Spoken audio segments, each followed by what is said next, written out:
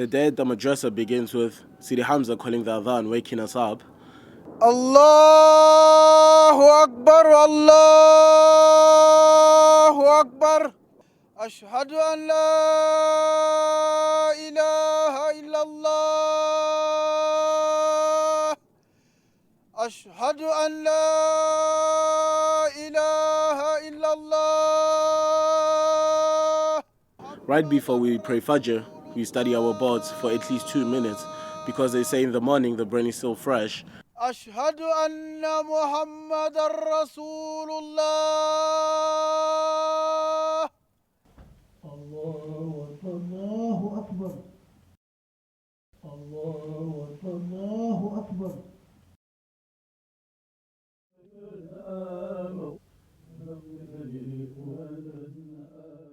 After Fajr, we come together as a group and we make a circle in the madrassa and recite the hizb. That starts our day.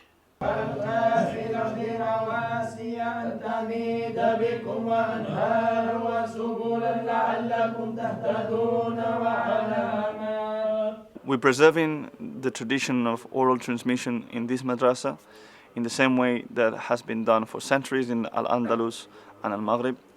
And we do it that way because it's proven to be one of the best ways to pass on the Quran, and it's the way that our masters taught us, and we shall preserve it this way. In the ayah when Allah says, "Inna nahnu nazzalna dhikr wa inna lahu lahafidhun," that we certainly have sent down the reminder, and it is us who preserved it. It's the assurance that Allah will always preserve the book, the Quran. It's not up to us.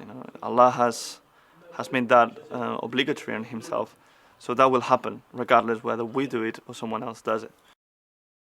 As you may have noticed, we use wooden boards to study the Quran. The reason why we do this is because it's easier than opening a mushaf and having to have the whole Quran in front of you. Rather, we study a section of the surah we're on, and we study it section by section on these wooden boards. And this is how we perfect our Quran recitation, by just reciting each section, studying it every day, and then being able to recite it the next day perfectly. The students memorize the Quran in the Warsh riwayat that comes from the great reciter of Medina, Nafi'. This has been the tradition in the west of Africa, Al-Maghrib, and the old Al-Andalus.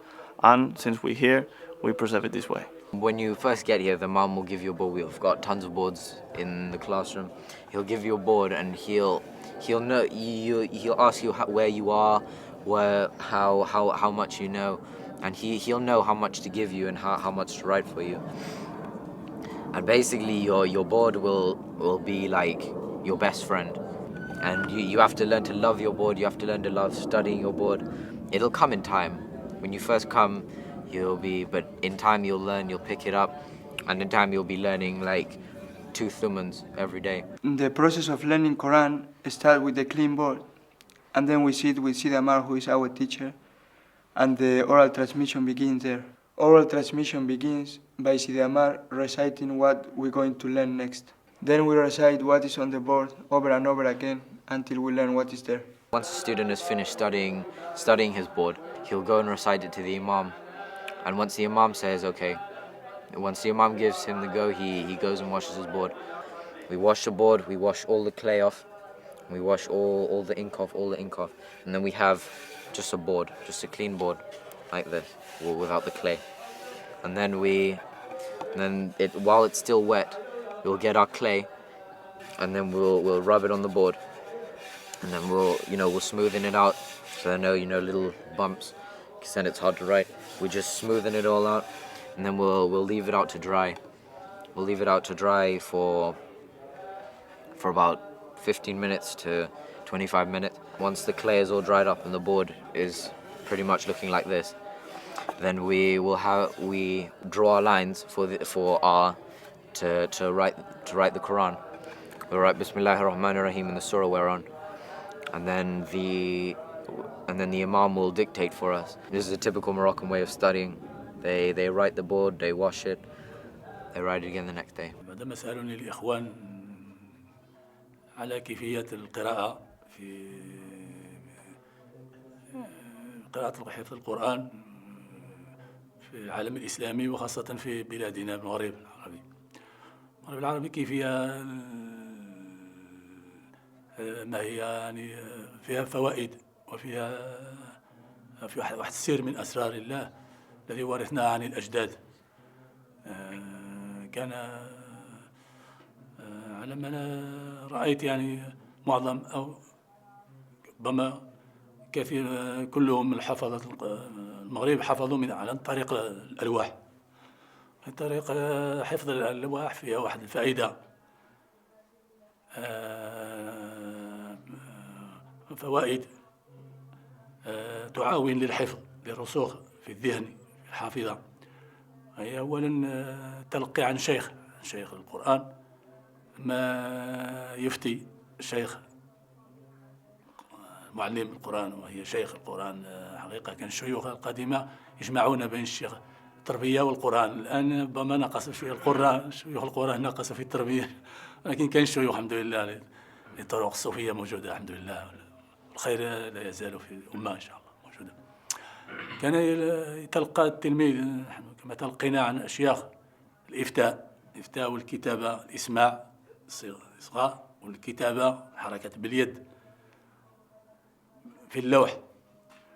لما نبدأ تعاون الحفظ، لما نمحي هذه اللوحة تبقى في الذهن كأنه نراها في واحد الخيال تمثل لنا مثل في الحائط أو مثل كل واحد كيف يراه، وهي بالكلمات يعني تعاون للحفظ.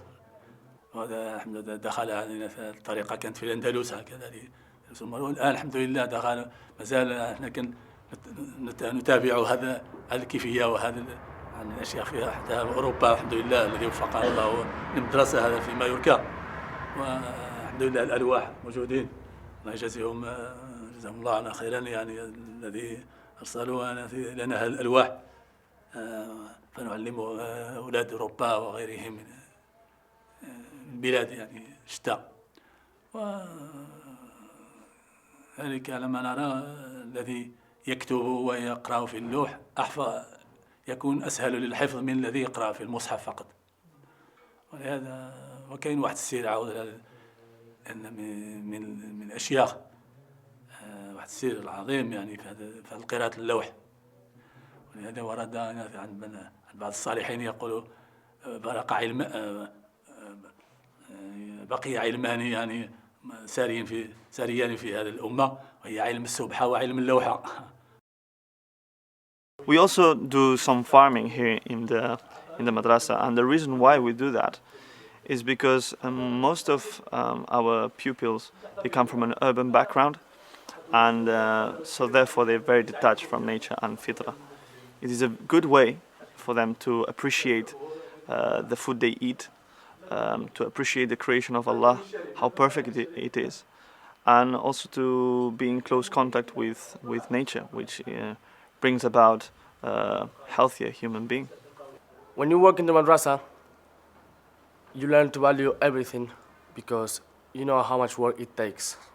The variety of food in the madrasa is from our fields. We grow it. We have a lot of vegetables like onions, tomatoes, potatoes, and pumpkins. The students also are in charge of cooking and serving. They have different groups, 3 in particular, and each one of them has the task of either cooking, cleaning, or farming. Before lunchtime, we have a break, and everybody has something to do. Some people work in the field, some people clean up the madrasa, and some people prepare lunch. Mealtime in the madrasa are not like in other places because we grow our food, we cook our food, we eat together, and we serve each other. After the students have cooked their meals, they serve it to one another. It is at core of our teaching, serving. The best of us is the one who serves the other. When they serve food to one of his companions, they learn that it's not all about themselves, but it's also about the group. And that's at core one of the most important elements in this madrasa. As well as memorization of the Quran, we also teach in the madrasa Arabic, fiqh and tajweed, and that's after Asr every day. Allah subhanahu wa ta'ala says in the Quran, يا أيها الذين آمنوا قوا أنفسكم وأهليكم نارا وقودها الناس والحجارة. In English means, O you who have Iman, safeguard yourselves and your families from the fire whose fuel is stones and people. In the tafsir of Ibn Abbas, says that safeguard yourselves and your families means learn and teach to your families fiqh and adab. With regards to the fiqh, the students here, they memorize the text of Murshid al-Mu'in by Ibn Ashir. This is a fundamental text for the basics of fiqh and aqidah. It's based on the aqidah of al-Ash'ari, the fiqh of Imam Malik, and the spiritual courtesy of Imam Junaid. We also do Arabic because it's the language in which the Quran has been transmitted to us. I think for the student of the Quran, it's very important to learn the Arabic because that's gonna make him easier to memorize the Quran, and also with the Arabic he can understand the Quran, the dhikr of Allah, and he can go to the original text of the Quran, hadith of the Prophet ﷺ, and go directly to those texts in the original way that they are in Arabic. The way we teach Arabic is we try to make it something enjoyable, not something boring, like maybe teaching them directly the Arabic grammar. So we use different conversations, different dialogues, different places, like a conversation between two students in the madrassa, a conversation about two friends that they go to play football, to people that they meet in the airport. So they can use those dialogues, they learn them, and they practice them in the class. Then they can use them in the madrassa. And it's a good time before Maghrib to do this class because they have been the whole day memorizing Quran, revising the Quran. That's something that is hard. So it's good to have this change.